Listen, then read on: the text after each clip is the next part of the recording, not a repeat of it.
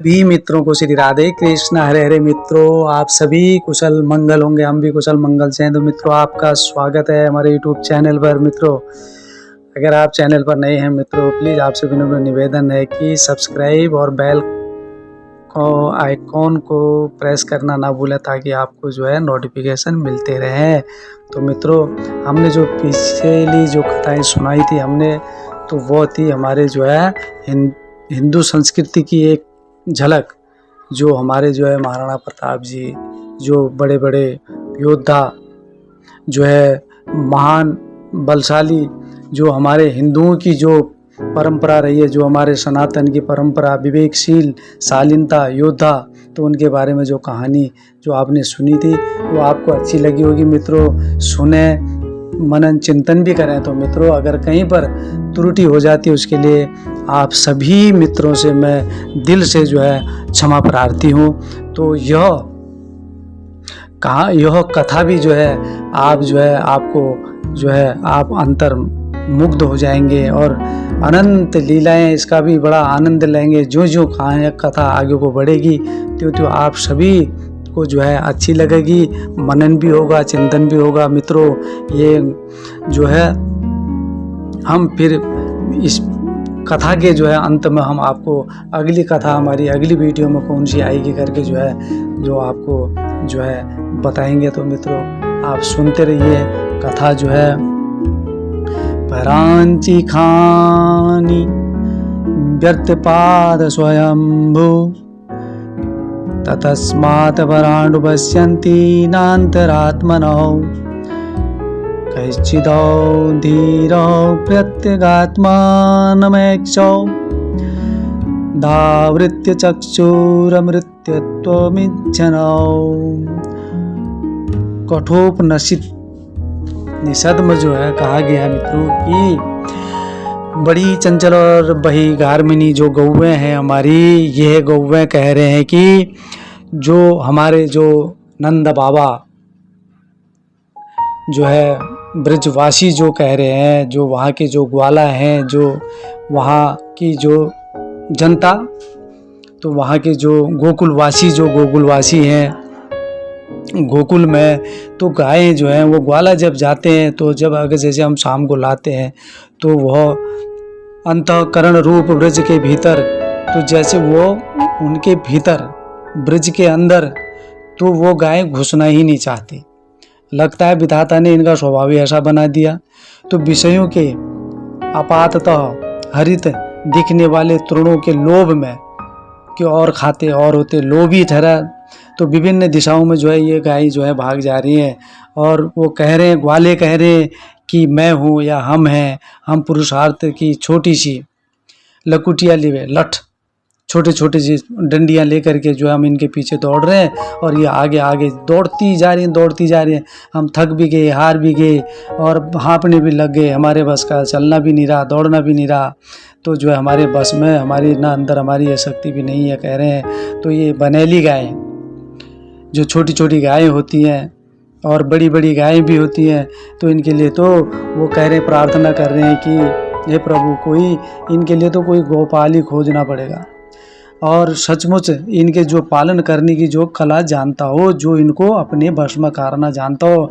पर इसके साथ साथ में हमें ये भी ध्यान रखना पड़ेगा मित्रों, क्योंकि कहीं हम ये दुष्टों को तो नहीं बुला रहे हैं, कहीं किसी को कोई घास भी नहीं देगा, पानी भी नहीं देगा, किसी कठोर के हाथ में, यानी कि निष्ठुर मतलब कठोर के हाथों में भी हमने इनको नहीं सौंपना है।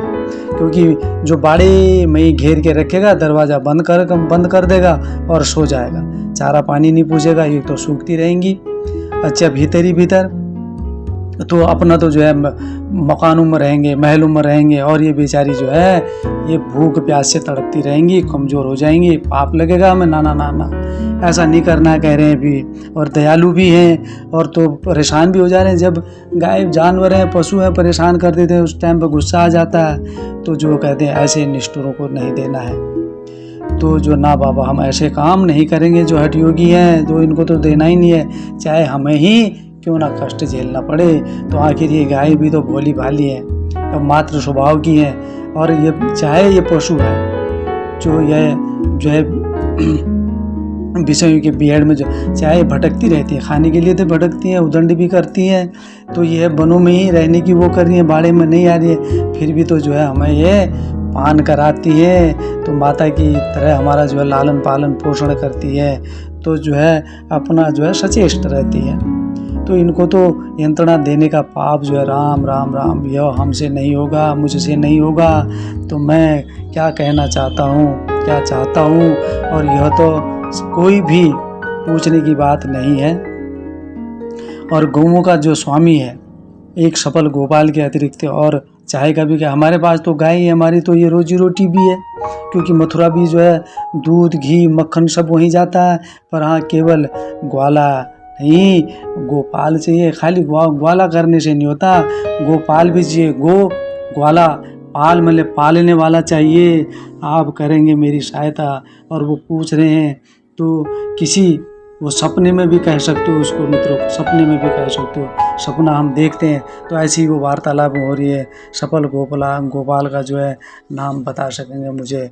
और यह, अरे यह क्या देख रहा है, स्वप्न तो नहीं देख रहा हूँ, कहीं अनंत गाय भी है और रंग बिरंगी गाय हैं, तरह तरह की मालाओं से सजी पड़ी है, सभी स्वस्थ भी हैं, तृप्त भी है और मंथरगामिनी भी है। तो कहीं कोई चंचल भी नहीं दिखती, कोई भाग भी नहीं रही है, कहीं जाने की चेष्टा भी नहीं करी है, ना पूंछ उठा रही है, तो जो है कहीं बोल भी नहीं रही है, त्वरा मतलब बोल भी नहीं रही है।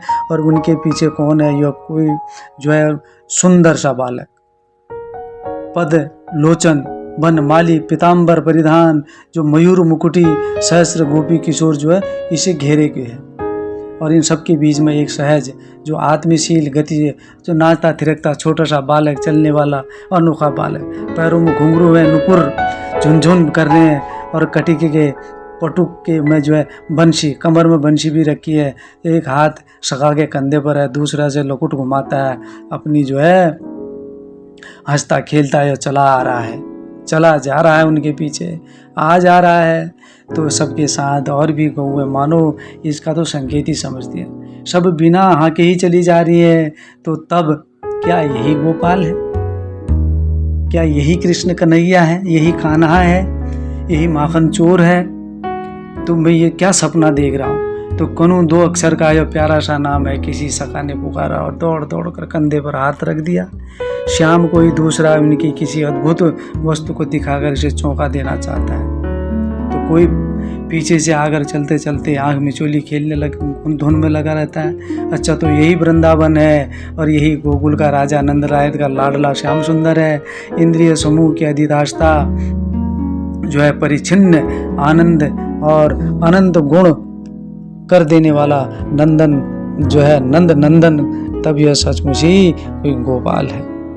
इसके अतिरिक्त तो दूसरा कोई गोपाल हो ही नहीं सकता मित्रों। युग युग से अनेकानेक योनियों में वात्या चक्र के दिग्भ्रांत पीड़ित अतृप्त मेरी इन इंद्रियों को जो है यह अवश्य ही रूप माधुरी और लीला माधुरी से आप्यायित करेगा। अवश्य इन दिव्य गौओं के भी मेरी भी जो है दुर्लभ गायें जो है वो भी रम जाएंगी।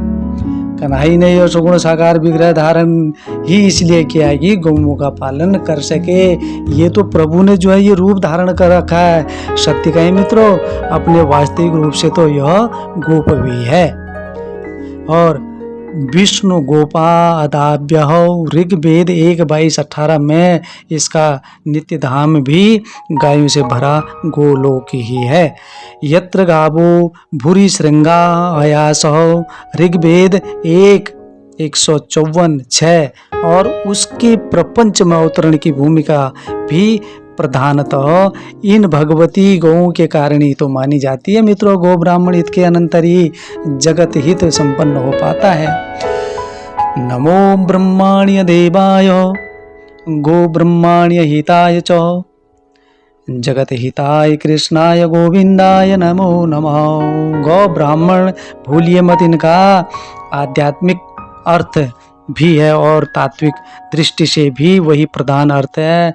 गो अर्थात संपूर्ण जीवों की इंद्रिय समष्टि, गावस्तु इंद्रियाण युक्ता हो, और ब्राह्मण अर्थात समष्टि चेतन को तादात्म रूप से एकीकृत कर लेने वाला अध्यात्म चिंतन श्री कृष्ण का अवतार मुख्यतः गोकुल या ब्रज में ललित लीलाओं के विस्तार हेतु ही हुआ है। मित्रों, अध्यात्म पक्ष में यह इंद्रियों का आश्रय स्थान शरीर ही गोकुल या ब्रज है। जन्म जन्म की अतृप्त भटकती इंद्रियों को अपने अनुराग का संपोषण देने यह चिर गोपाल कृष्णचंद्र स्वयं भक्त के हृदय में बंदी बन जाते हैं, बंदी गृह में जन्म ले लेते हैं और सधो हृदय वरुध्यते श्रीमदा 1-1-2 कसी हिंसायाम धातु से निष्पन्न कंस पद जीव के उत्पीड़क महापोव या अज्ञान का व्यंजक है।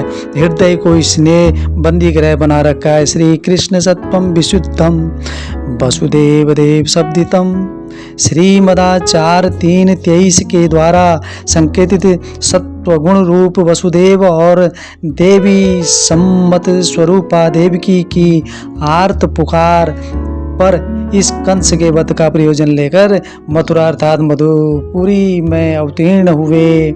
और किंतु कंस का वध तो तब न होगा जब श्री कृष्ण गोपाल बनकर इंद्रियों को आत्मानुकूल बना लेंगे। इसके बिना तो मोह मरता ही नहीं मित्रों। इसलिए इसके पहले गोकुल में वत्स मुक्त इंद्रिय जन्म आनंद के प्रत्येक बाबा नंद के यहाँ गोपाल बनकर क्रीड़ा करते रहते हैं। भावरू नित्य वृंदावन में यह नृत्य लीला एक आध्यात्मिक सत्य है। मित्रों, यह मानना चाहिए भावपूर्ण नित्य वृंदावन में जो होता है ना, वो नित्य लीला होती है। यानी कि नित्य मतलब रोज लीलाएं होती रहती हैं। यही आध्यात्मिक सत्य है। श्याम का गायों के प्रति जो विशेष पक्षपात है ना मित्रों, इसके लिए इसने इंद्र मक भंग कर गोवर्धन अर्थात गौ के हितैषी गिरिराज की पूजा भी करवाई, जो इंद्र सकाम कर्मों का अधिष्ठाता है और गोवर्धन पर्वत है। और ब्रह्मा सुखानुभवशालिनी इंद्रियों का पोषण श्री कृष्ण का स्वात्मानंद कामना मुक्ति के सोपान में इंद्रियों को धारा संपात के भीषण प्रकोप अर्थात अत्युग्र कामना वेग में अवश्य विपन्न होते देखकर इस नटखट ने अपने स्वरूपानंद की छत्र छाया करके सुरक्षित रखा और तब से यह गोवर्धन धर गोविंद हो गया। और गो रूपा इंद्रियों का इंद्र वस्तु तो यही तो इनका सच्चा स्वामी है। और हम और आपने तो व्यर्थ इन पर सामित्व आरोपित कर रखा है। तो कहना यह है कि मित्रों, इनके स्वामी नहीं, इनके अनुगामी ही हैं जो इनके और वास्तविक स्वामी को स्वयं दे तो और दोनों का भटकना बंद हो जाए। दोनों का भटकना जो है वह बंद हो जाएगा। इनके सहारे हम भी गोविंद को प्राप्त कर लेंगे। तो मित्रों, क्योंकि गोविंद शब्द की व्याख्या ही ऐसी है जो इंद्रियों से प्राप्त हो, और वही तो गोविंद है। गोभीर इंद्रिय हो पर्याप्त असो गोविंद हो।